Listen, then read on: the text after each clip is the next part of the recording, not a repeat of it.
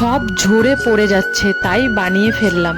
আমি এই অয়েলটা বানানোর জন্য যা যা নিয়েছি তোমাদেরকে একে একে বলছি। নিম পাতা, কারি পাতা, আর হচ্ছে জবা ফুলের পাতা। আরো কিছু জিনিস আছে সেগুলোকে পরে অ্যাড করব। আমি তো ওষুধটা খেতেই ভুলে গেছি, আগে ওষুধটা খেয়ে আসি। যাই হোক, ওষুধ খেয়ে কিন্তু আমি চলেও এসেছি। এতে আমি আবার অ্যাড করেছি পেঁয়াজ আর হচ্ছে মেথি। চলো গিয়ে বানানো যাক, সবাই মিলে একসঙ্গে বানাই। উপকরণগুলো কিন্তু ভালো করে ধুয়ে আবার মুছেও নিয়েছি, এতে যেন কোনো পরিমাণ জল না থাকে। আমি ব্যবহার করছি মাস্টার্ড অয়েল। তেলটাও কিন্তু গরম হয়ে গেছে। যখন ছাড়ছিলাম পকোড়ার মতো আওয়াজ হচ্ছিল। 10 মিনিট পরে দেখতে দেখো এরকম লাগছিল। গ্যাসটাকে কিন্তু লো ফ্লেমে রেখেছি। আমার মনে হলো 10 মিনিট জাল হলেই হয়তো হয়ে যাবে, যেহেতু আমি এটাকে আগেই মিক্সি করে নিয়েছি। অয়েলটা কিন্তু বানানো হয়েও গেছে। কিছু অয়েল আর কি জারের মধ্যে ঢোকানোর পর বাটির মধ্যে ছিল, সেই অয়েলটা আমি মাথার মধ্যে নষ্ট করে কি লাভ বলো? আমার মনে হয় যে কোনো জিনিস নষ্ট না করাটাই ভালো। আমি যদি উপকৃত হই অবশ্যই তোমাদেরকে জানাবো।